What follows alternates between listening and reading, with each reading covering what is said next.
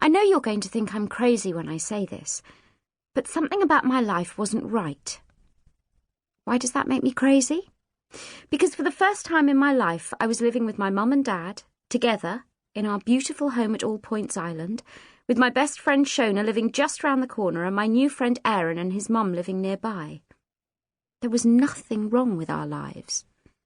Really, absolutely nothing. No dad to be rescued from prison, no sea monsters trying to squeeze the life out of me, no storms hurling our home halfway across the planet, all of which had happened to me in the last year. Now all I had was day after day filled with sun, sand, friends, laughter. My life was perfect. So why had I woken up restless and rattled every morning for the last week? I just didn't get it. I sat up in bed and stretched, trying to remember what I'd been dreaming about. Fragments from a jumbled mass of weird dreams chased each other round in my head, but I couldn't piece them together. All I could remember was the feeling they'd left behind. Not exactly unhappy, but definitely unsettled and, well, not right. Like I said, crazy. How could anything about my life not be right? There was something, though, and I couldn't ignore it. What's more, I had the feeling Mum felt the same way.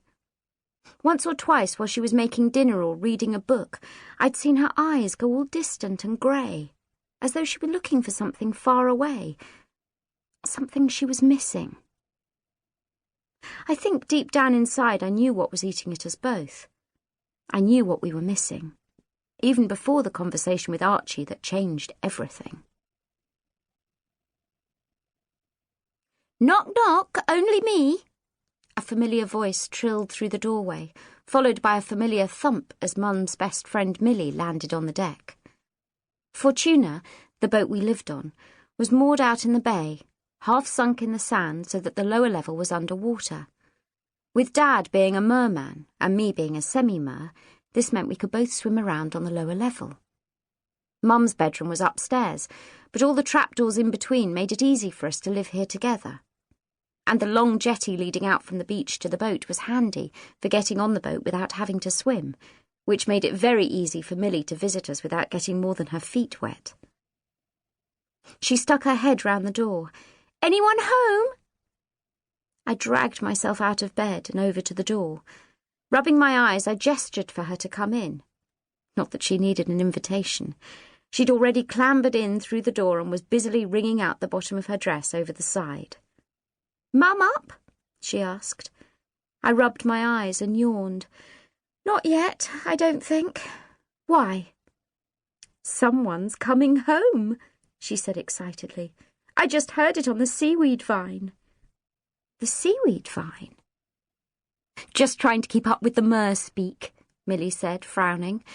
"I meant I heard it on the grapevine. Archie's back today." That was when I noticed her face. Well, obviously I'd already noticed her face. I was looking straight at it.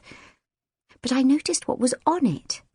Bright blue eyeshadow arching high over each eye, and a thick red line of lipstick smeared across her mouth, and a few teeth.